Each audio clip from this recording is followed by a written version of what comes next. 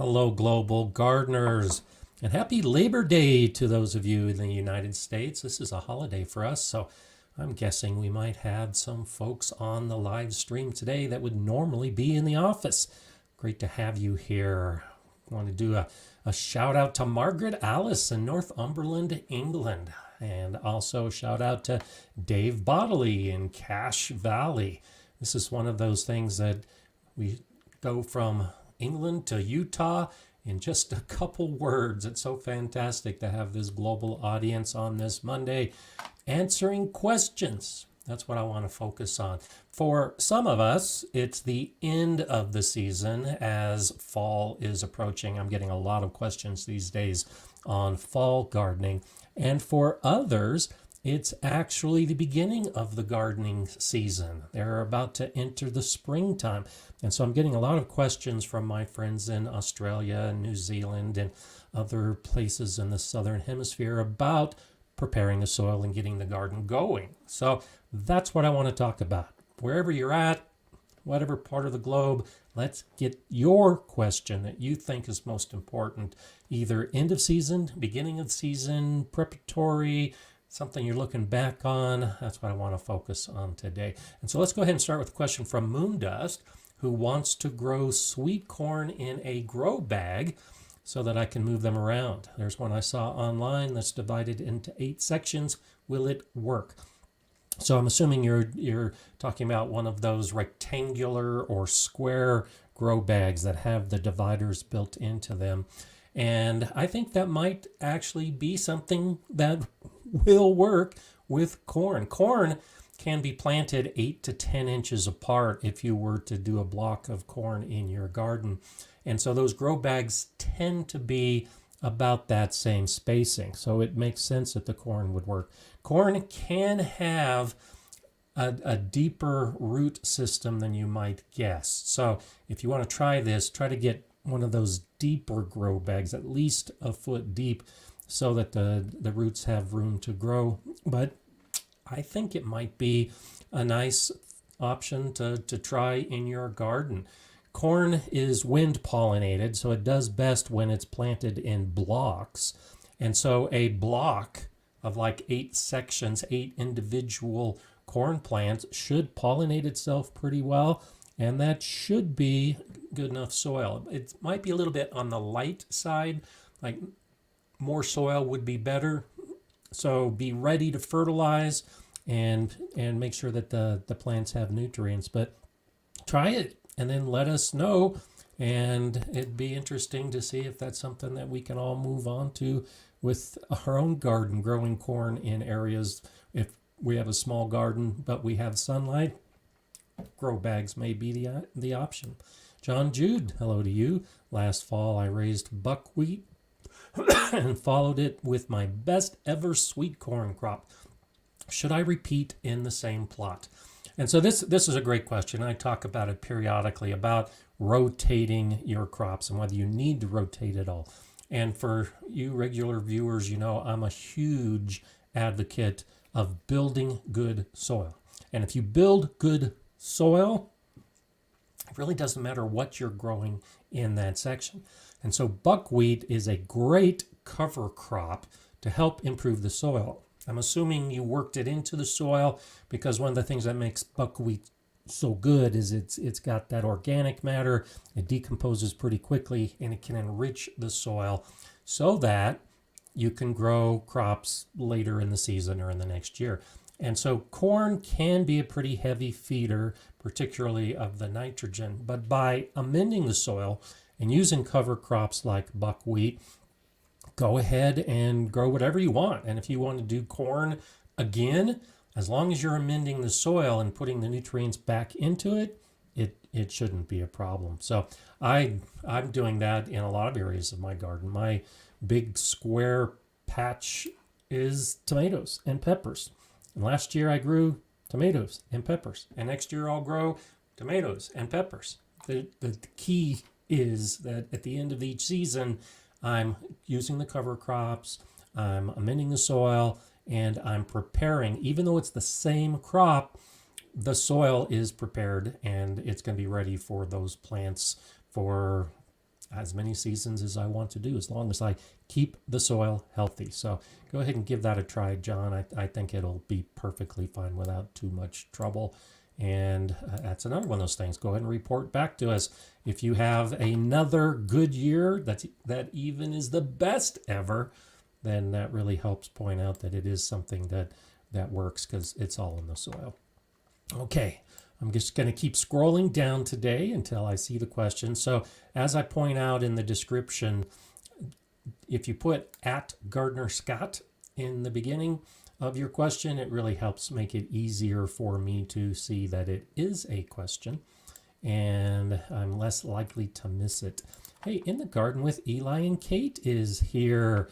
Nice to see you. Lots of good videos, of course, coming from Eli and Kate, and their garden is looking so fantastic. Just as we say, it's the wind down or wind down for autumn, we get a heat wave this week. Yeah, I've seen a few of you commenting on the heat in the UK. So fantastic for you.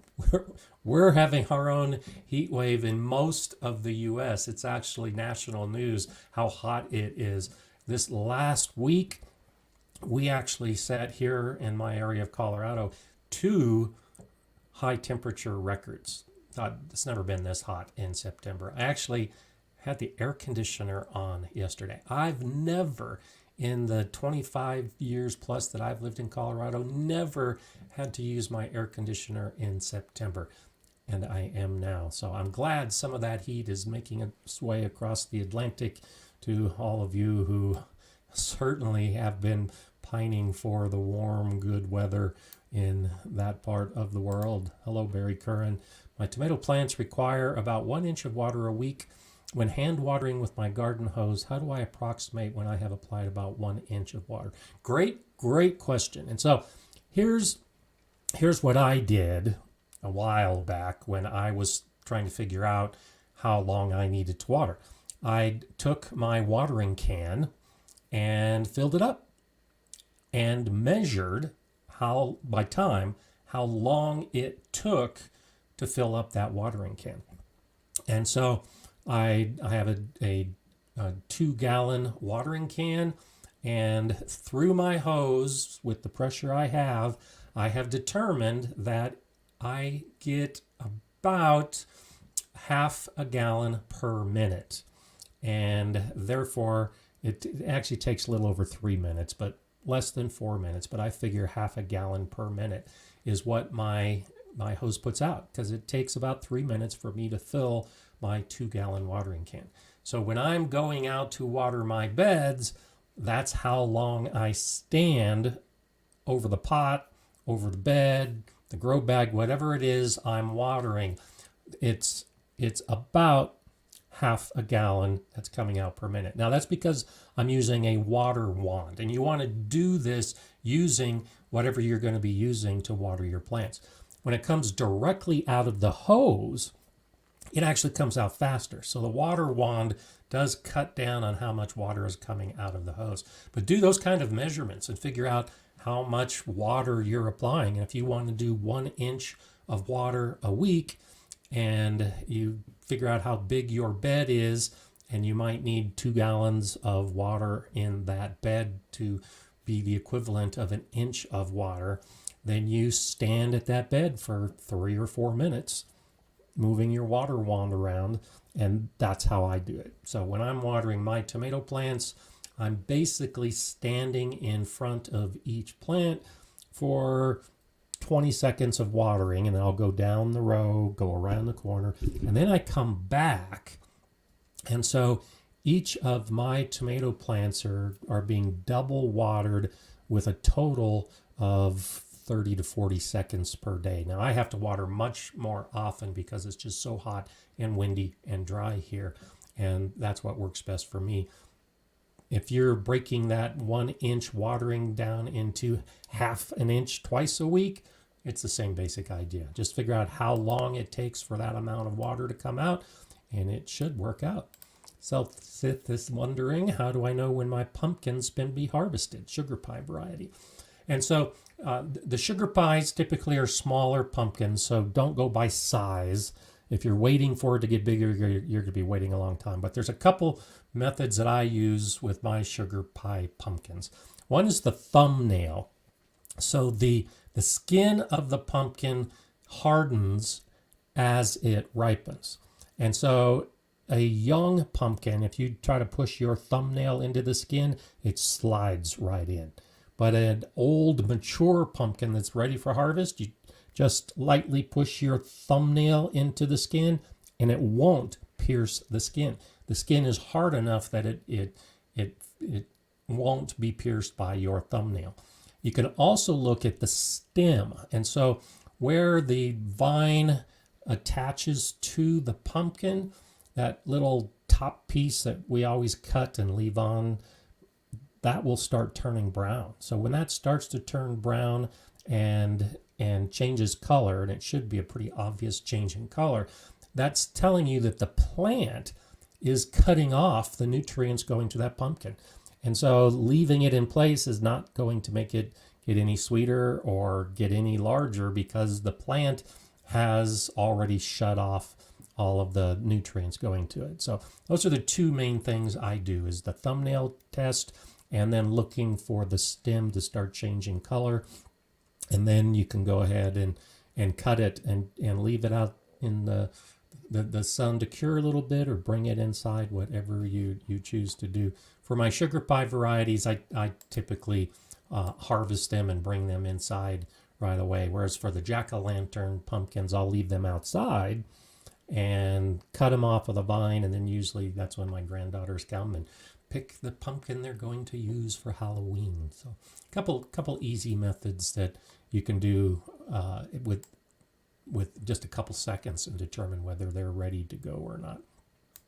So DLR 978 says the square rectangle fabric grow bags end up being a circle with corners in my experience. Stick with round. Okay, that's a good tip. I haven't used the square ones, so I really can't speak as to how well they work, but that's a good point. The soil's probably pushing out on the sides, and it does become a little more circular. So I believe that, yes, that is one of those things that can work out well. And Gardens Happen says you can. A 7-gallon grow bag can handle 3 to 4 stalks, and you can place it in a kiddie pool for sub-irrigation and put several bags in one pool. That's a good idea too. That gets that block planting of the corn in place. So good to know. Good to know. Okay, let's see. Moving down to Primal Zodiac Hunter. Going back, soil. I was guided by the creator and found little white slugs. They look like mini centipedes, about 4 inches deep. What are they, please, Master Gardener Scott? So it's hard to say exactly. So typically the larva that's growing in our soils, for many of us, is a beetle. There are so many beetles that lay eggs in the soil, and the larva begins growing, and that's typically what we're finding in the soil, is the grub, which is a beetle larva. And so chances are that's what it is. Now, there are so many beetle species around the world in different areas that look the same. I can't even begin to guess what kind of beetle it would be, but my guess is it's a type of beetle. There's a lot of good pictures and good sites out there. Most of those grubs, if you look closely at them, they'll have 6 legs in the front section, and they'll have a dark spot or a couple dark spots up in their head, and then the length of their body and the shape of their body will help figure out what it is. So you can dig one of them out and then just go online and try to identify a 6-legged grub with 2 black spots or whatever it happens to be, and I bet you can figure that out. But I won't make a guess as to what it is. You say it's a mini centipede, about 4 inches long. It's possible that it could be a centipede or a millipede. If you live in a wet, hot region and your soil has a lot of organic matter in it, it's possible that it could indeed be a centipede. Same type of thing. Look at the legs, because when you try to figure out what kind, what species it is, what kind of insect it is. The number of legs is really a good way to start that investigation for the identification of it. And I bet you just a few minutes online, you might be able to figure that out. John C's wondering, I have a lot of trouble with cosmos. They grow really well, but up to about 5 feet tall and have very few flowers. Any ideas? And so now that you're getting the warm weather in the UK as well, I'm guessing the cosmos are popping up. And we'll see if Eli is still on and wants to pop in, because I know Kate likes to grow her cosmos. So it could be, well, it probably very closely related to the weather. And so in my area, especially with the heat we've been having, I've noticed that some of my cosmos are growing very tall before they're setting flowers. I normally have flowers by now, and my cosmos are not flowering as quickly as they have in the past. But I think a lot of that is because it's just been so hot and dry. I know you all in the UK have been going through some cool conditions, and now it's hot again or warming up again. And that could also be a factor. The weather for most of the annual flowers plays a bigger role than most of us guess it plays. So I'm guessing it's weather related, but it could be the soil as well. And so if your soil tends to be higher in nitrogen, for instance, nitrogen is going to promote tall plants and fewer flowers. And so if you're fertilizing with a higher nitrogen fertilizer, that's often what results is really tall plants and few flowers. So that would be my best approach, is to look at the weather and then also look at the nutrients in the soil, because that may be what's causing that concern. Hello, Brett Lee. My great aunt has a rubber dog plant that came from my great grandma. She keeps it inside. It needs to be transplanted and is huge. What size pot do you recommend, and any tips for it? So generally, for plants that are growing inside that we want to replant into a bigger pot, just go like one size bigger. You generally don't want to go from a small pot to a really big pot. So you go from a small pot to a small medium pot, or you go from a medium pot to a small large pot, just so it adds a few inches around the root area. And generally that's what we do when we transplant the houseplants. So depending on the size pot you have right now, I would suggest going just a little bit bigger. You don't need to go a lot bigger, and that should be good enough. And do be aware, even when you transplant houseplants like we do when you transplant out in the garden, that you're probably going to have some leaves die off, and you can expect some of the roots to be damaged. And that's just all part of the normal transplanting. But a little bit bigger, and my guess is everything will be okay. Llama's wondering, any truth to the correlation between excessive heat and cold causing squash to produce either all male or female flowers? I've heard anecdotal evidence as well as my own, but coincidence? Yeah, there's a lot of correlation between heat and cold and how flowers develop. And it's not just squash, it holds true for most plants. Especially in our garden, it's most noticeable with the cucumbers and with the squashes, because they have the male or the female flowers. But yeah, absolutely. Dry wind can make a difference in what kind of flowers are forming. Excessive hot or excessive cold can make a difference as to which type of flower is forming first. And so when temperatures moderate, the plant recovers pretty quickly. So if you're getting all male or all female, and you've had some weather extremes like many of us have been having, once things begin to moderate, you should notice that there's a more balanced distribution of the flowers that pop up. And it's more than anecdotal. I remember reading a paper a long time ago that did some experimentation with temperatures, and particularly high temperatures made a big difference in the flowers that were forming. So so many of us have been exposed to the high temperatures that That would probably be the guess that is causing it. Rudimental gardening, hello to you. I have 2 raised beds that I have amended with alfalfa pellets for the first time. Will this break down soon enough for fall crops, or will it be more available for the spring? So definitely more available for the spring crop.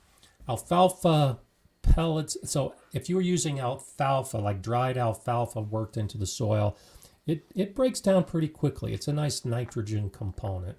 One of the nice things about alfalfa is because it's higher in nitrogen, as it decomposes, it's not robbing the nitrogen as much as other plants might if they were decomposing in the soil.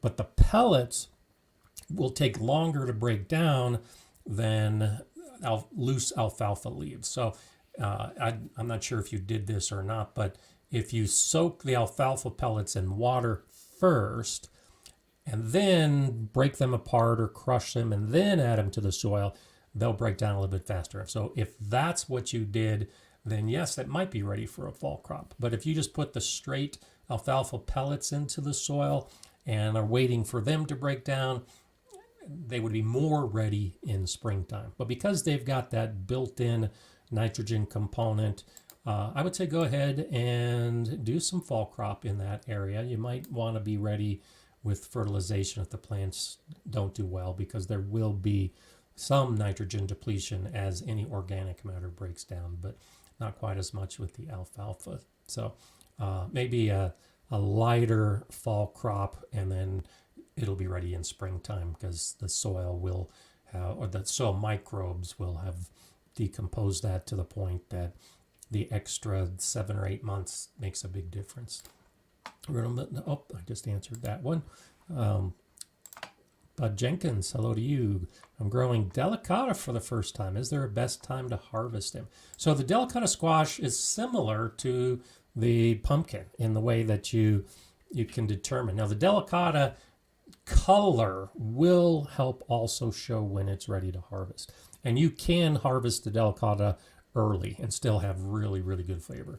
But wait until you get that rich color to it. I'm growing the honey boat Delicata in it, so it has a really nice creamy golden kind of color with the stripes, the green stripes that run through it. And that begins to get really rich looking, a really nice color to it. Whereas right now they're kind of a pale beige color. And so that's what I'm looking for. I'm looking for that color change. And then they can be harvested whenever you want to harvest them. You can do the thumbnail test because they also will have a harder skin on them as they reach full maturity. And you can also look at the stem because the stem will begin to dry when they reach full maturity as well. So the color, the thumbnail, and the stem are also nice ways to figure out whether or when it's ready to go. I'm hoping that I can harvest my first Delicata next week. Keeping my fingers crossed because I've got one that is changing color and looking really good, and it's I figure another week I'll go ahead and harvest it, and might be a little bit young, but it's still sweet and delicious even when it's young. So Eli and Kate are wondering, I have the slightly sad question on late tomato blight. There are contradictory opinions out there, but would you compost plants and would you grow tomatoes in that soil again? So I approach things a little bit differently than I think many other gardeners and some of the advice out there again. And as you're discovering in Scotland and much of the UK, you have blight now. And so whatever you're doing, you're trimming off your branches, you're improving air circulation, you're concerned about next year's soil, all good things to be concerned about. But you now have blight, because the blight is not only in your yard, but it's in your neighbor's yard, and it's in the community gardens, and it's in the plots down the street, and it's in your region and always will be. And so that's the way I approach so many of these common diseases. Like with the tomato here in the States, we've got early blight and late blight, and it's very common. Well, when it comes to composting, especially if you have a hot compost pile, If you can have those sustained temperatures, 160 degrees Fahrenheit, 71 Celsius, if you can have those high sustained temperatures in your compost pile for 2 or 3 days, that's enough to deal with whatever seeds, diseases, pests that you might have on your plants. The issue is most of us don't get our piles that hot for that long. And so, yes, I compost some of my tomato plants that I know have blight on them, and I know that my compost is not going to be hot enough to kill the pathogens because it's going to come back next year. It's in the air, it's in the soil, it's everywhere. And so, I'm relatively lazy that way when it comes to just accepting it. If you, because it's relatively new in your area, if you can restrict it to a single bed, then don't grow tomatoes in that bed again. And this is one of those things, especially with any of these kind of diseases that move into an area, it starts off in just one patch. And so, yeah, stay away from growing the same kind of plants that are susceptible to those diseases in that one bed, and grow in another bed. But the likelihood that you're going to have blight in that second bed next year is relatively high. And then you could move to a third bed with your tomatoes. And 2 years from now, you'll probably get blight in that bed as well. So that's why I just don't fight some of those diseases that are so common, and just live with it and do some of the preventative measures. You can do some of the antifungal work that works with some of these diseases that you can find information about. So, I don't know if that was the happy answer that you were hoping for, but I would say go ahead and grow tomatoes in that soil again, but be ready with a lot of mulch and a lot of pruning, and hopefully that will lessen the likelihood or the intensity of the blight when it hits next year. So that's the way I do it, and it's worked pretty well. There are years that the blight hits and I wasn't expecting it, and I have an early harvest of the tomatoes, and then just accept that those late plants aren't going to do so well, and I'll pull them up. That's another way that you can lessen some of the blight, is just accept that it's going to get worse, and so you pull the plant early before it is completely covered with the blight, and that makes it a little bit easier to use in the compost pile. So that's the way I do it. The recommendations, of course, are to pull the plant and toss them away so that you're not contaminating the rest of your garden.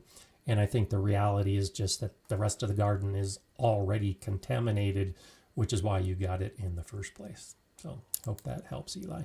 Robin Gervin, how should you prepare strawberries for winter in Zone 6A, Northern Michigan? So I'm in 5B, and I do very little to prepare my strawberries. The approach I take, again, is basic lazy gardening.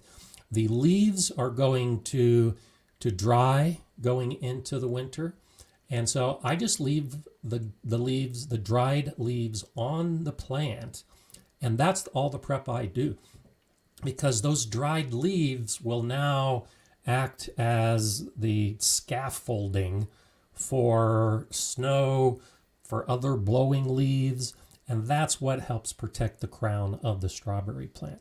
And so by having those dried strawberry leaves surrounding the strawberry crown, it's not exposed to the harsh conditions, and it's not exposed to the wet weather once it starts warming up a little bit. And then the crown is insulated by that extra snow and by those extra leaves. In springtime, I go out and then I cut off and crush up all those leaves as the weather is warming. But as far as the winter is concerned, I've seen gardeners have more problems with strawberries because they're cutting off all those leaves and then they're covering with mulch trying to protect the plants going into the winter. And then that mulch holds in excessive moisture and the crown ends up rotting. So strawberries are among the most resilient plants that I've seen in my garden, and I do very little to actually prepare them for the winter. And I've been growing strawberries here in Colorado for 25 plus years and have had very little, if any, winter kill in my strawberries because I just let them naturally protect themselves. Jerbian, would you suggest using cover crops and raised beds? Absolutely. If so, are there any differences in what seeds and how you would incorporate them into the beds in spring? Oh, sure. In fact, just check out. I just did a video on me doing cover crops in my raised beds last week. And so I've got a few videos on cover crops and I'm growing in raised beds. And so there is a difference in what you want to do. And so I think in the most recent video, and no doubt Jay's going to post a link to that video here pretty soon. And so at the end of that video, I have a link to another video on how to incorporate the plants in springtime. And so if you look at those two videos in particular, that'll probably answer all the questions you have.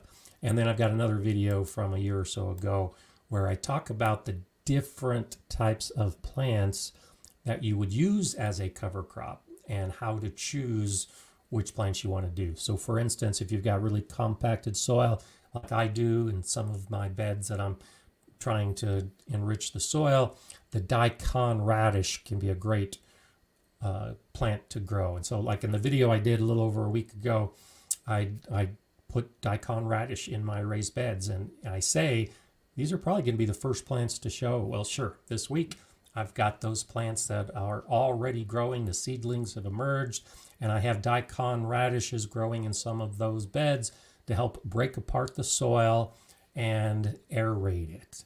There's also lots of other plants to grow. I like to grow the hairy vetch because it has the root nodules to add nitrogen to the soil. And then there's a lot of other, the pea plants and the winter weed that you'll be working into the soil to add the organic matter for all those soil microbes. So lots of different choices, lots of different reasons why you would use cover crops, but absolutely cover crops and raised beds is the way I do it. And I would say look at the handful of videos I have that really help answer your questions. Renato Luna, it's been over a year since I've grown anything. What's the best thing I could do to jumpstart my garden? It's the organic matter. If you're approaching fall right now and you're looking to next year to grow, go ahead and put cover crops in right now, and then in the springtime work them into the soil to help enrich your soil. If you're approaching springtime and you want to grow, it's not too late to take compost. The difference is if you put compost in your soil in springtime, it's already mostly decomposed or fully decomposed. So the microbes can begin getting to it right away and releasing the nutrients. Whereas if you put the fresh material like the plants that would be a cover crop, they're not decomposed at all yet. And so the microbes will begin the decomposition in the soil, and it might take a little bit longer for some of those plants to break down. But that's the best thing to jumpstart a garden, is to look at the soil and to add the organic matter to the soil and get those soil microbes growing to have a big population, and your plants will be happy because it's those microbes that are making the nutrients available to the plants. Badass Mother's wondering, should rubber tire mulch be considered as a bioweapon? I kind of look at it that way. The rubber mulch, I think, really doesn't have a place in most of our gardens, especially vegetable gardens. I wouldn't use rubber tire mulch anywhere around my edible plants. And I would be hesitant to use it around my fruit trees and my fruit bushes. I think it can serve a place or a purpose in a place that you're not wanting the plants to grow, but there are so many contaminants that could be in that rubber that can affect the plants that if you're trying to grow something in mulch, the rubber tire mulch, might be a bioweapon. It may really hinder, and that's really what it's for. It's to hinder the growth of plants. So to use it around your plants, it's going to do its job, and it's going to cut down, it's going to suppress any of the plants that are underneath it. So that's the way I look at it. I don't have it anywhere in my landscape, but it is an option for an area where you don't want to have plants growing, and it's pretty effective at that. CJ John says, I got full fungal infestation in potatoes, tomatoes, and basil. I was able to save with hydrogen peroxide and copper fungicide, 2-week treatment, solarizing the grow bag soil over the winter. Good for you. And and that's definitely a good option. The H2O2 hydrogen peroxide can be very effective at killing some of those pathogens, as will the fungicide if it's a fungal infestation. And then throwing in the solarization on top of that, oh yeah, that's a triple kill method. So I commend you for that, because that's exactly the kind of thing you want to do if you want to get rid of whatever that infection might be. So good for you. Jim Edgar, thank you so much for that contribution. I do appreciate it. I'm trying to highlight it. There we go. And I appreciate that. Thank you so much for being here today. Let's go ahead and keep scrolling down. Feel free to ask questions, Jim. Jeremy Ransom, I found a bag of lawn feed amongst my fertilizers. Do you think it would be okay to add to my own corn patch? Probably. The lawn feed tends to be very, very high in nitrogen. So, it's not unusual for it to be like a 30-00 or a 40-00 type of fertilizer. And so that may be a little more nitrogen than the corn needs. And so if you got the bag and it still has the directions for application rate on a lawn, I would cut that to maybe a fourth, and that's just a guess. I haven't actually done this, but I would cut the amount that it's recommended for the lawn, just so that you're not over fertilizing the corn. But I've used lawn fertilizer when I'm creating new beds and I'm adding a lot of organic matter, and I don't want that nitrogen deprivation as a result of the decomposition of that organic matter. And lawn fertilizer can actually really boost a soil in that first year that you're building the soil. I actually wanted to do that this year because I've got some new beds that I was filling, and the cost of lawn fertilizer is just crazy expensive now, so I didn't do that. But I would consider adding that to the corn patch, but just in a smaller amount. It doesn't need as much as a grass that is growing and that you want to try to get nice and big and green. Gardening with Caitlin, perfect topic since I'm in my pumpkin patch right now and was wondering if I should pick the pumpkin. Well, good for you. Let us know. Get back to us to see if you picked that pumpkin that we were talking about earlier. Glenn Rose, thank you for being here, and thank you for that contribution. And you're very welcome for all the helpful information. I thought this would be a good topic today. I've just been getting so many questions, and many of them are similar. And so I just want to help you all out and see if those of you that don't necessarily type the questions on a regular basis, today might be the first time you ask a question on here. And hopefully we can get your questions answered. Two cows, my sunflowers were a real disappointment this year. The leaves turned brown and many just died. The stems are hollow and black. Any idea what attacked them? I'm not sure. There are some pests that will attack sunflowers, and most of the time sunflowers are resistant to the hot weather and the dry conditions, but it could be weather related as well. If the soil dries out, that's what's going to happen. I'd let sunflowers grow naturally all around my landscape. You can see them in the background in a lot of my recent videos. And I have some in areas that are in really sandy soil, and I didn't water. And then we had weeks without any rain, and that's exactly what happened. The leaves turned brown and they died. So That would be my guess.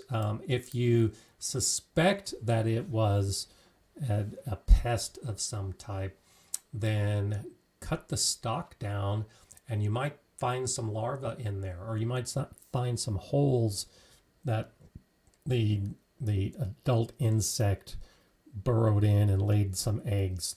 But it's not unusual for the sunflower stalk to be a little hollow on the inside if it dies because it didn't get enough water and drying out. But do an autopsy or necropsy, whatever it's called for plants, and look closely at some of the stalks and see if maybe you might be able to find if there's evidence of a pest burrowing in or burrowing out. The raspberry cane borer that I've talked about in the past, that's one of the ways that you can tell that was the problem, because you can actually see the hole where it emerges from the cane after having eaten from the inside out. And that may be something to give you some clues.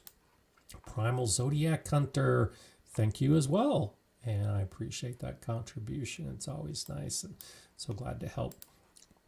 John Jude saying, I learned from you to fall prune tomato plants to help finish the season and got my biggest tomato. Was that 6 weeks before the frost? Good for you. Yeah, I typically go, I'd start pruning my tomato plants about 6 weeks before my expected frost, especially on my big plants. I've started doing that in the greenhouse. I've started pinching off the tips. I haven't done it on my outside plants yet. I usually wait until about the 4-week point to do most of my plants, and I'm about there now. So between 6 and 4 weeks before your first frost in fall is the target I look for.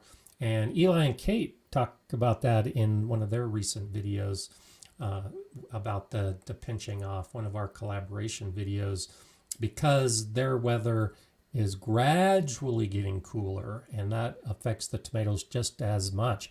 It's not the frost date that you're looking at. It's more the overall temperature that's going to affect the tomato. So when you start dropping below 50 degrees Fahrenheit, 10 degrees Celsius at night, your tomato plants are going to start suffering, and they're going to stop producing the tomatoes. And so you may not have to worry about the frost like I do that first week of October. You may just be getting colder temperatures like in Scotland, and that's what's affecting your plants. And so 4 to 6 weeks before that time is a good idea to go ahead and start topping your tomatoes, start pinching off the tips, and you'll start getting the big tomatoes because that's where all the energy is going. And hopefully you'll get a nice good harvest before those cold conditions pop up. So Eli and Kate are saying 2 tips. Thank you for putting that in there. I was hoping you would. Early pruning to encourage the plant to get bushy rather than over tall, and try giving them a potash feed because it might be deficient soil. There you go. That's a good point. I was saying too much nitrogen, but you're right. It could be a deficiency in the potash. So thank you for adding that, because the nutrients in our plants are not always one or the other. Sometimes it could be a combination, and sometimes it's not that we have too much. Sometimes it's that we have too little. So appreciate that. Thank you. Okay. Nice to see so many active people here today. Mr. Graham 13 saying, I need to rescue some lilies before my parents move this fall. Zone 6A. I'm not sure. Kansas City, Missouri. I got it. Should I wait a bit closer to fall to move them to my yard, or wait a bit later this fall? And so it depends on how much time you have. The lilies, the plant that's growing now is putting a lot of the energy into that bulb. And so next year it's that bulb and this year's energy that will produce the plant and the flowers.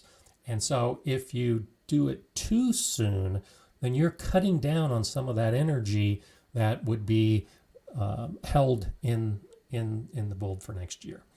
And so I would say the more you could wait closer to fall, that means there's the most energy that you're going to have, and then you can dig it up and replant it, and it'll have more energy for a new start. You can do it anytime. It's just a question of how much energy is being stored for that subsequent growth. And I think the longer you wait, it's going to be better for the plant, better for that future plant. And moving into fall may actually be a better idea for that to happen. Brian's wondering, is it my imagination or is this unusually hot weather in Wisconsin aiding in ripening my tomatoes?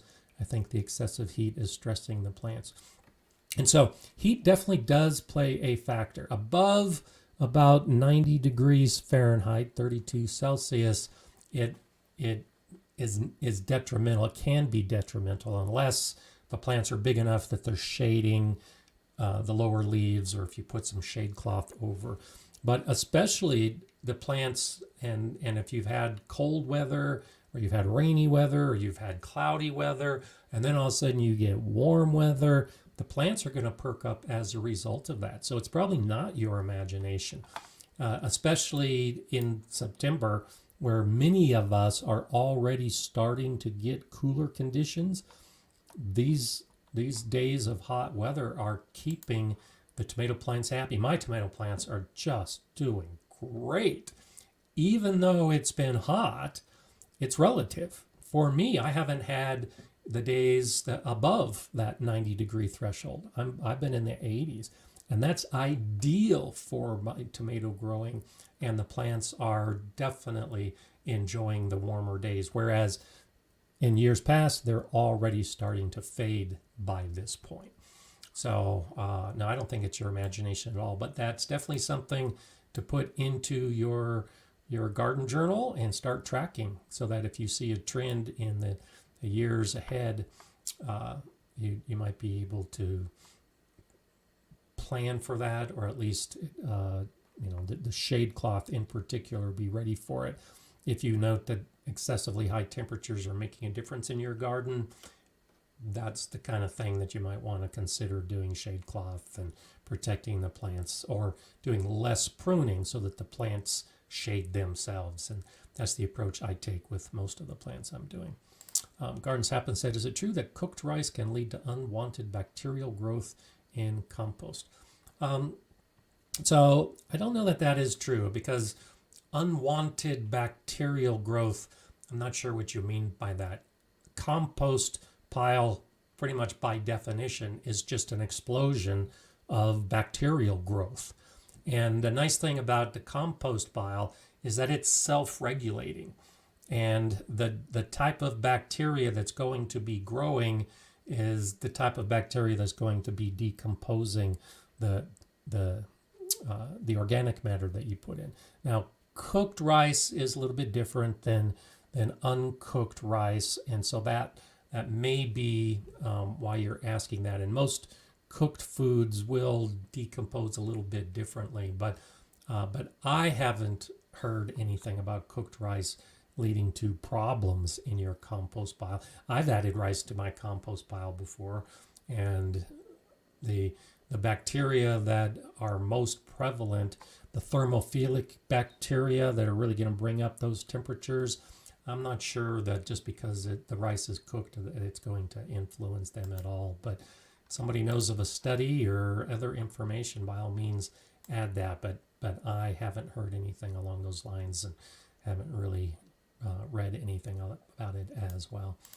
Prime Zodiac Hunter, grub worms is the belief. If I had two, should I keep them together or set them free in individual mounds, as they are rare and maybe queens? Interesting suggestion. So when it comes to soil life and insects, the only one that I mess with is ladybugs. And I'll take ladybugs and move them inside my greenhouse to help promote an indoor population of ladybugs. Other than that, I think just let nature take its place. When we try to transplant insects from one place to another, unless we've had training in that, it's really easy to damage the insect or really damage the environment that insect likes. And earthworms are a great example of this. I'm a huge fan of rescuing the earthworms that are on the sidewalk after a heavy rain, and I'll pick up those earthworms and put them into my garden. But when you actually research earthworms, you have to be careful. You can't just bury an earthworm and think that it's going to dig its way out. If you bury an earthworm, you're basically putting it in a cemetery. You can kill an earthworm by burying it in the soil because it moves through the soil with the burrowing that it does. And so if you just bury an earthworm, you're preventing it from flexing its muscles and creating a burrow in many cases. And so the same with the grub worms. I would be hesitant to move them because how do they move through the soil and what kind of environment are they looking for? And so by moving them, you might actually be harming them. And if they are queens, then maybe they found a happy spot and they're going to start multiplying, and they'll naturally move as part of their normal life cycle. So that would be my suggestion. I'm just hesitant to try to help out any creature because I'm thinking it's a good idea and in the process harming it. And that's one of the things I really don't want to do is harm them if there's any way to avoid it. Robin's wondering, how should I prepare my strawberries for winter? I have about 150 plants of the ever-bearing type in northern Michigan. So I am just scrolling down and already talked about that. So like I said with the strawberries earlier, I really don't do much. I'll add mulch around. I don't think I said this earlier. I'll add mulch if there's any bare spots in the soil around the plants, but I'm not covering the plants, and I'm just letting them naturally get ready for winter on their own, and it actually goes pretty well. Gina's wondering, my climate is mild enough that the asparagus ferns don't go brown, so I know when to cut them off for the winter. Should I keep water or should I stop watering them? And this gets back to the soil life. I water my soil even when I know the plants have gone dormant or the plants have died going into winter, because I want the soil life to stay alive. They need a moist soil. And so for the asparagus ferns that don't go brown, that you can cut them off at any point that you want, but don't stop watering to make them turn brown, because that's actually showing that you're harming the plant. Just go ahead and choose a point to cut off those ferns and keep the soil moist so that the soil is alive, because there's still roots down there. And if the asparagus ferns are still green, then the roots are still alive, and that green is still producing photosynthesis so that the roots are energized, and cutting off the water could harm the plant and could harm the soil life as well. When it gets cold to the point that it freezes, like in my case, I'll cut the ferns when they're brown in winter. And even after I cut the ferns, I'll keep watering until it gets so cold that the ground is frozen and that my hose is frozen.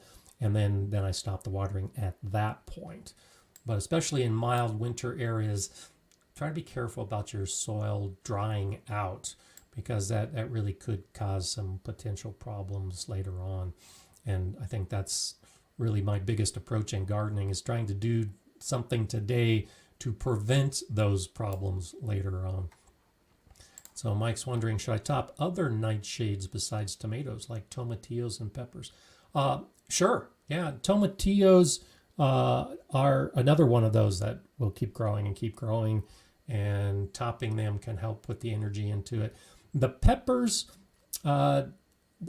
depending on what kind of pepper you're growing. So if you're growing peppers to get the full mature pepper, so like a red pepper or a yellow pepper or an orange pepper, it's going to take time for that to happen. And any flowers that are appearing on the plant, it's really better to pinch off those flowers, because the pepper plant is really not going to get much bigger. It's not going to keep sending out new vines once that fruit forms and begins to ripen. But if it sends out new flowers, the plant's going to direct energy to those new flowers. And so the reason we're pinching off the growing tips of a tomato or a tomatillo is to focus the plant's energy on the fruit that's already on the plant and not in new growth. Well, the pepper plant is typically not putting out new growth, so we want to focus on the fruit, and we want as many of the leaves in place to help with that ripening process. So pinch off the flowers of a pepper, don't necessarily cut the leaves or the branches off of a pepper, and that can help in the ripening of the fruit that's on the plant. And any small green fruit, you can prune that off as well. And so if you're growing, I've got cayenne peppers right now loaded with green peppers. I want them to turn red on the plant. And there are some new flowers that are starting to form, and then some really small green peppers. There's never going to be enough time, or not going to be enough time left in my season for those new small peppers to ripen to the point I want them to be. And so pinching them off makes a lot of sense. It's all the same basic idea. Jim Edgar, thank you so much for that. Lisa Bean and Jim Edgar, thank you for all of your help, Gardener Scott. Well, I'm so glad I can be of help, and I appreciate that, Jim. Thanks for being here today and participating. It's always nice to have such a fantastic group with you and all the others. I say it every Monday. I love Mondays, so what else can I say? River and Dale are with us today. We save our bean seeds every year and always have an excess. I've been planting them in mid-September and letting them die off with first frost for spring. Your thoughts? Yeah, that's a cover crop. That's actually a great idea. A lot of the seed that you'll see in the cover crop mixes are legumes, and they're fast-growing plants, and they're plants that put on a lot of leaves and growth before they die. Beans are a great example of a cover crop, growing them with the intent to get that growth so that you can then turn it into the soil and improve it. So yeah, that's a great way to use excess seed. And I think that's a great tip that others can learn from as well. You know, all beans, peas, just about anything that will grow in the cool conditions approaching fall time, that can put on some really fast growth and then die off in the winter and become biomass for your soil. Yeah, go for it. I don't consider that a waste of seed at all. I see that as a great way to use your seed, and I'm glad to hear you're doing that. So let's talk real briefly here on our background today. This comes from John Chivas, and this is such a beautiful classic garden. John's in the UK, and it's one of those pictures. If you were to just show me this picture, I would guess that this was a gardener who lived in the UK, because it has that classic cottage style, cottage garden kind of look to it. It's got the formal beds. It's got all the flowers and the grasses growing around the outside with the brick garden shed. I just love this garden. I love so much about it. But then you look to what is actually happening in this garden. So many that we Americans look in our gardening books and we see the cottage garden, and it looks like it's being maintained by professional gardeners on some estate somewhere. And this certainly has that professional gardener look to it. But then you look at just outside the back door, all the raised beds, and the raised beds have hoops on them, and you've got the trellis that's built into one side, and lots of plants growing in those raised beds. But then you look closer to the house, and you can see some of the pots that are growing plants. And then look up, look at that upper window, and there's a window box just out that. I've never done that. I never thought about that. And I've got upper windows, and I saw this garden, and it's like, I should think about doing that. I should think about putting window boxes on my upper story windows. How cool is that? And then a little bit closer to the front of the picture, you can see the black plastic pots. And so this is just a garden that's packed with life, packed with lots of different types of plants. I love the flowers to bring in pollinators for all of the vegetable garden plants. I love the trellising. I like symmetry in the garden, so I like raised beds that are all the same color and all the same size and all lined up. I think it really makes for easy planning when you're putting all of your plants in place. And so there's a lot about this garden that I think we can look at and learn from.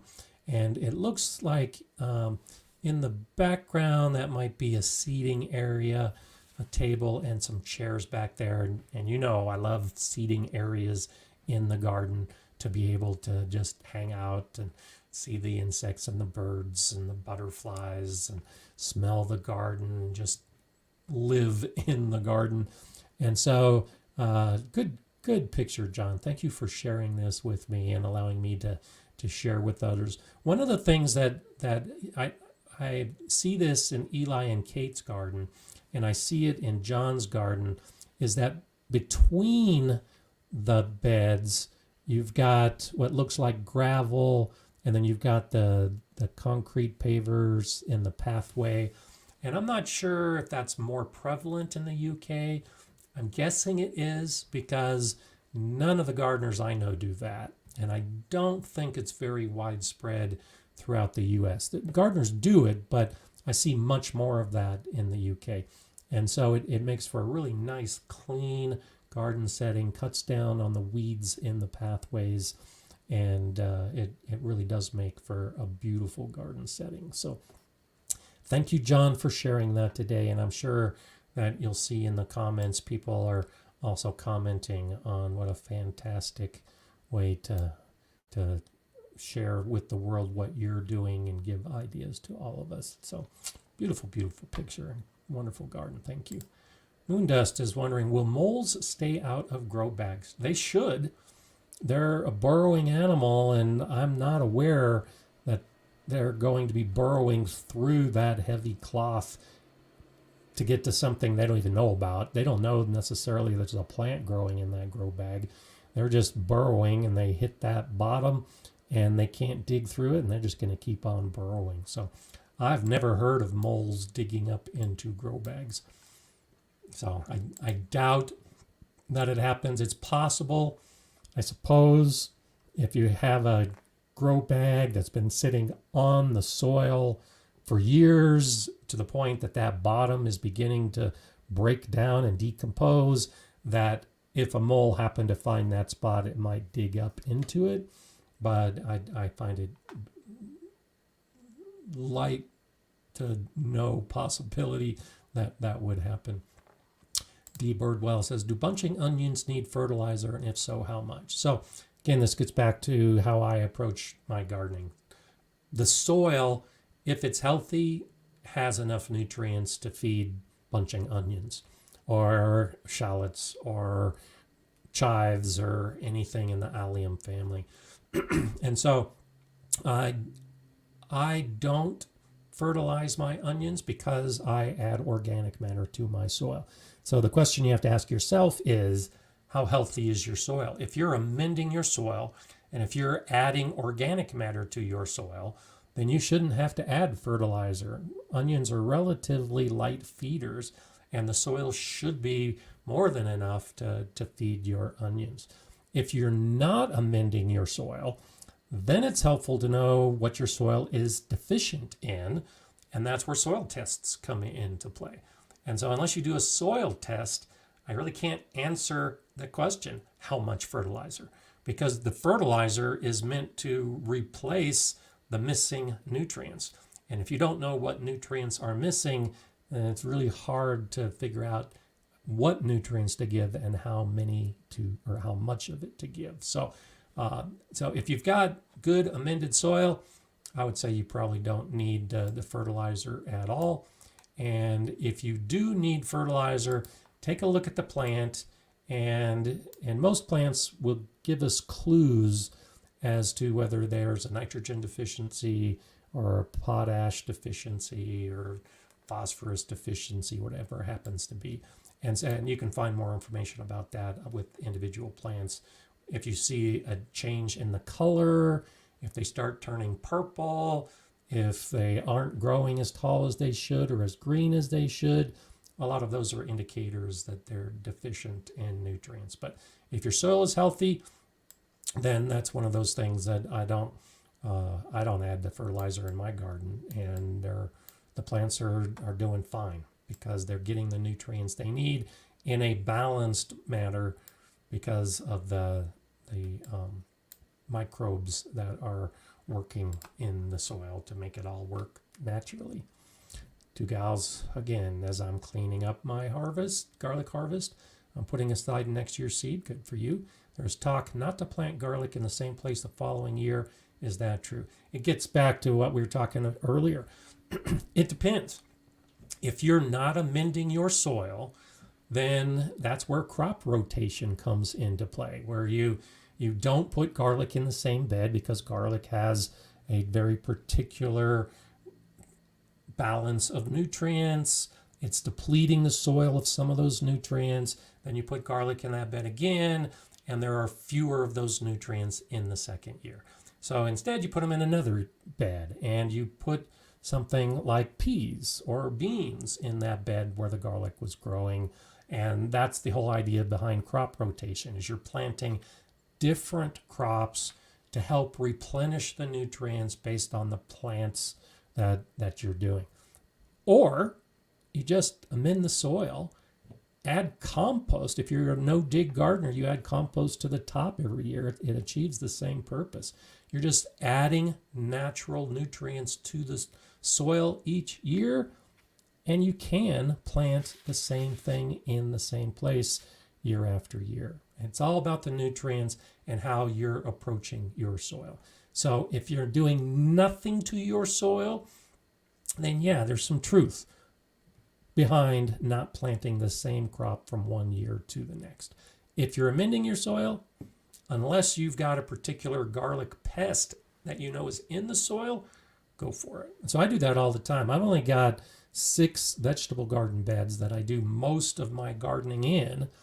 And so a lot of those plants repeat from year to year because I'm limited with that particular vegetable garden patch.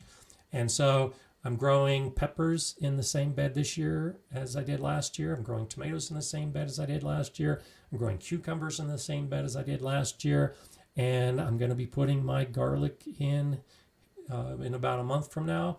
And I'll be putting that garlic in the same bed that I put garlic in this year. The difference is between now and when I put that garlic in, I'm going to amend the soil so that the new garlic has fresh, enriched soil going into next year. So some truth to that, but it all depends on how well you're amending your soil and how important you think that is to your plants. And if you do the soil prep, then you don't need to worry so much about fertilizer or about the normal rotation that some of us think we have to do. Willie Zolikoffer, hello to you. I make my own potting soil. Good for you, with coir, peat, vermicompost, and I'm guessing that's granular fertilizer. Cool. And when filling pots, I let them be for a week before planting. Good idea or bad? I think that's a great idea. And again, the same idea. If the soil life does not pop into play overnight, and so the vermicompost has got some bacteria in it that's going to essentially inoculate the soil, kind of gives it a little bit of a boost. But it's the rest of the soil life that really makes it happen. And so a granular slow release fertilizer is nice, but it's really going to be those microbes that start growing in your potting soil that really makes everything available to the plants. And that takes time for that population to develop.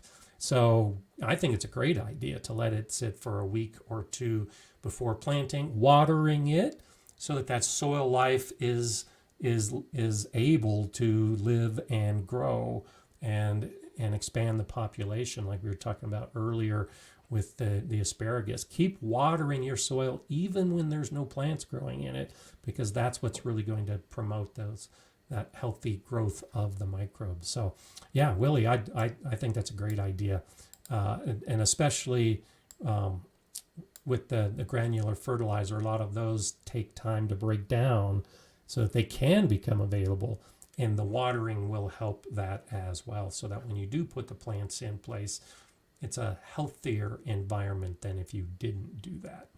So good idea, and obviously a good practice. Thucan's wondering, what is your current research rabbit hole, or one you would want to pursue? So that's an interesting question, because I've talked about this in the past, where I'm always looking at gardening videos and always reading gardening books, and come across a topic that interests me, and then just try to find out as much as I can about that particular topic. And so I'll mention one that I did recently, and so I'm not sure when I'm going to release the video. I've been working on it for quite a while now, but the question came up about this time last year, I think it was. I was contacted by a researcher from Oregon State University and started working with them over the course of months. And the topic was about pressure-treated wood and what effect pressure-treated wood has on soil in a garden. And so you'll see this when the video comes out, that we spent a lot of time. I took soil samples from a number of my beds and from a number of locations within each of those beds. And then I sent all of those samples to Oregon, and they did the testing on the soil in addition to other research they were doing to come up with the answer as to the pressure treated wood and what effect it has on the soil. And basically, there's more to it in their results, but basically pressure treated wood is perfectly fine in the garden, and it doesn't, people think that you're using something like pressure treated wood and it's going to leach into the soil, and then those chemicals are going to permeate the soil and it's going to kill the plants, or the plants are going to suck up those chemicals and we're going to eat those chemicals. I mean, there's a lot of misinformation and a lot of misunderstanding as to how soil really works. And so what they found was minimal, almost no leaching of chemicals from the wood into the soil, and no transference. It doesn't move through the soil. So that was kind of one of those rabbit hole research that I was working with Oregon State on, was finding out about how chemicals move through soil, and pressure treated wood in particular. I don't have a new one yet, but winter is the time that I spend a lot of time going down the rabbit hole and trying to find out as much as I can about a particular subject. And so I'm thinking it may be something insect related or soil related. I know some of you, like Brian, has the microscope, and so I'm thinking about doing that as a possible activity over the course of the winter, is getting a microscope and a camera to attach to the microscope so I can take some pictures or some videos and actually start delving more into the soil life. I talk all the time. I've been talking a lot today about the soil life and how important it is, but I haven't seen it in my garden. I know it's there, and so I think it might be kind of cool to actually get down to the microscopic level in my own garden and start figuring out what it is I have and take pictures of the microbes that are in my own soil. So thanks for that question, because I think that's one of those things that really can be a lot of fun. And that's one reason why I know so much of what I know, because over the last 30 years, I've gone through a lot of rabbit holes when it comes to gardening to try to find out what I can do. Robin Gervins, hello to you. I bought a compost bin. It's on legs and spins. I've been putting leaves and coffee grounds, but it's still doing nothing. Been going since February. How can I kickstart it? And so when you're dealing with these kind of composters, the kind that are rotating in a big barrel or big bin of some type, and you keep adding to it, every time you add something new to the bin, and this holds true in just a regular compost pile, every time you're adding new raw ingredients to it, you're effectively shutting down the composting process. And then it gets started again, and then you add new stuff, and then it stops again.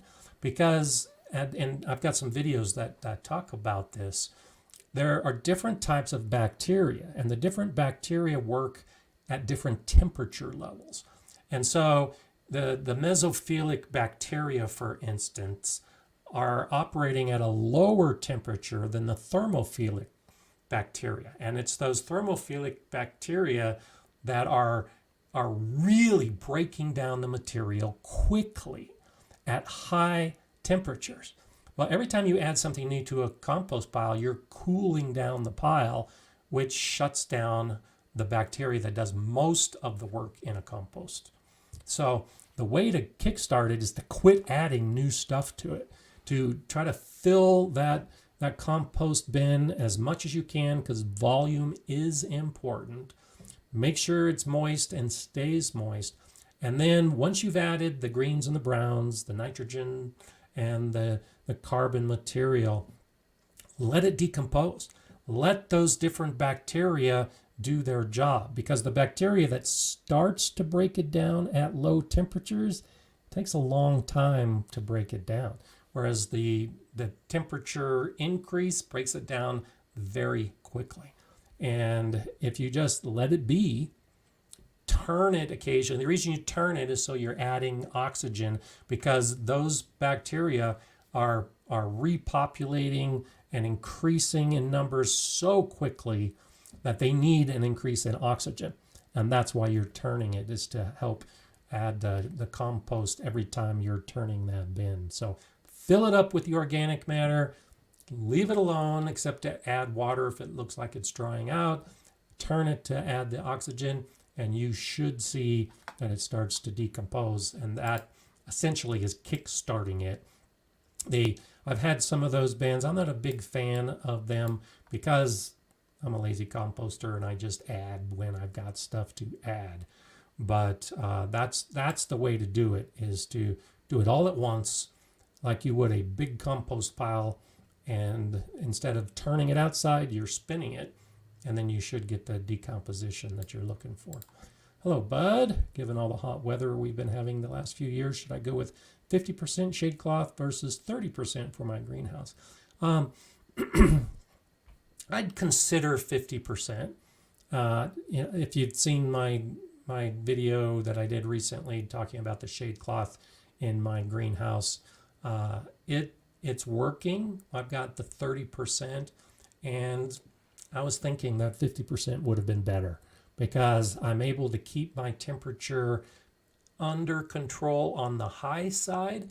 If I could cut off another 2 or 3 degrees Fahrenheit in my greenhouse, I think my plants would like it better, and a 50% shade cloth might make that difference. So I would consider it, yes.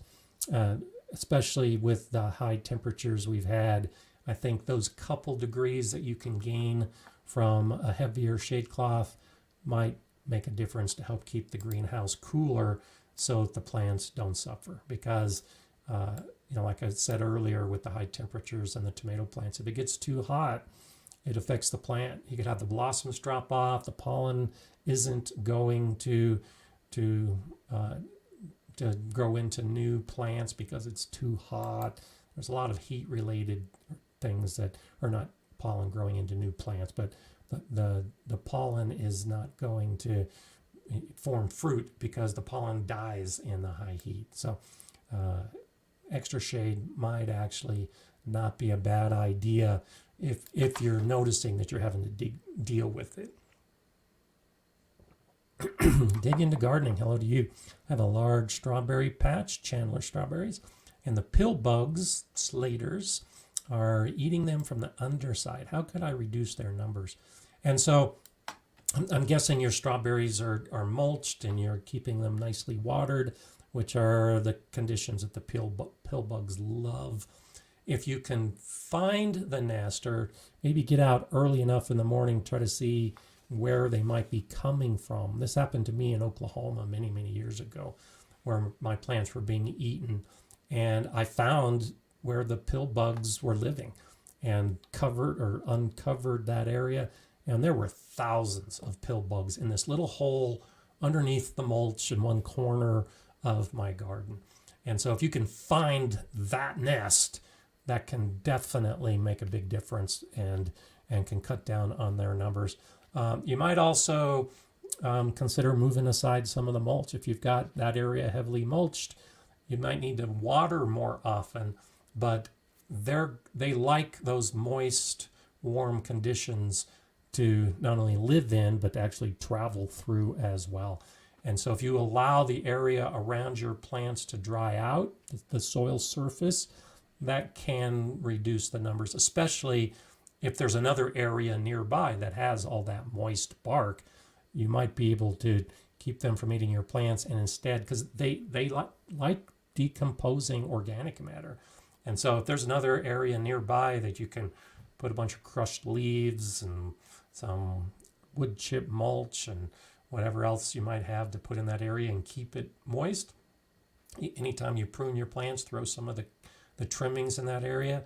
You might be able to move the pill bugs to that area and keep them away from your plants. So those are a couple things to do. But if you can find where they're coming from in the first place, that's a great way to decimate their population and really cut down on what they're doing. So I know as in Australia, as springtime approaches and the conditions are improving for your gardens, that it is something that if you can cut the population early in the season, it makes a big difference later in the season for what's going to be following. So QLHSRK, how come the onions are never like supermarket onions? So for the same reason that tomatoes and peppers and everything else we grow is not the same.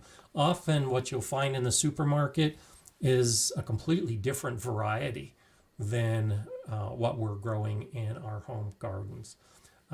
They're coming from a farm, and that farm sometimes has a very specific hybrid that they're growing. And some of those wholesale agricultural farms don't let those seeds go to the general public. So if you think the supermarket onions are really good because they're nice and big and full, it's because of how they're growing them and the variety that they're growing.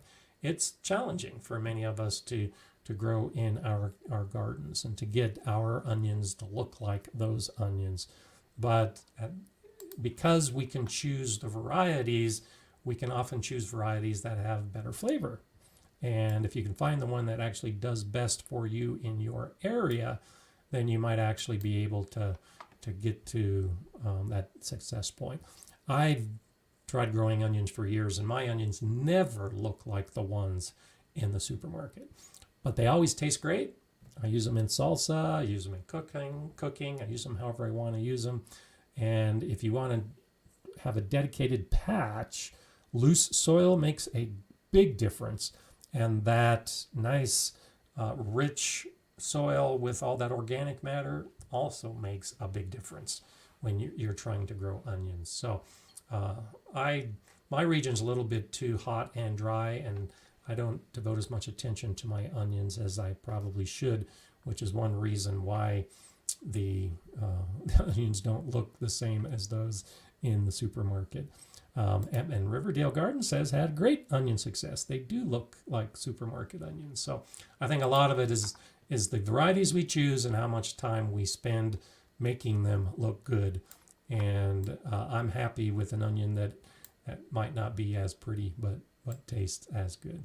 And I'm not a professional farmer, and so it's one of those things that the results are going to be different. For someone who has to sell to the supermarket so that it looks good, they're going to be doing things much differently. So Badass Mother, I answered your question. You said you asked repeatedly about the rubber tire mulch. Go back and watch in replay, because you might have been going to the garden and missed my answer to your question, but it's here. So go through the replay and you'll be able to see what I said about the rubber mulch in the garden. So there's CJ Don. I live in an area with extremely poor water. My soon-to-be rabbit hole is to learn how watering from the hose may be affecting my garden. Interesting idea. And so that might not be a bad rabbit hole to go down. My water, local water, is got a lot of minerals in it.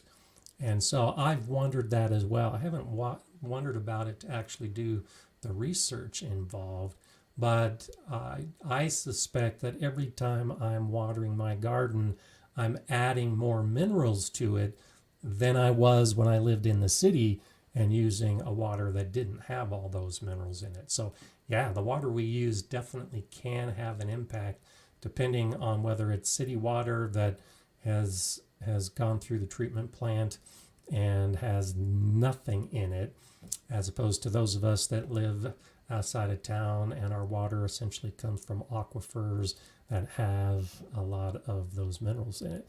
And it could make a difference. That's an interesting rabbit hole. You'll have to let us know how that turns out and what it is. I wanted to go ahead and talk briefly. I think most of you knew that we had the blue moon this last week, and it was a super moon. This isn't going to happen again for about a decade and a half. And so this is one of those events that happens around us that we don't always bring into the garden. I mean, it was really cool. You probably noticed how bright the moon was and how big the moon was. And you probably went outside and looked at it, and that's great. But did you go out and sit in your garden to look at it?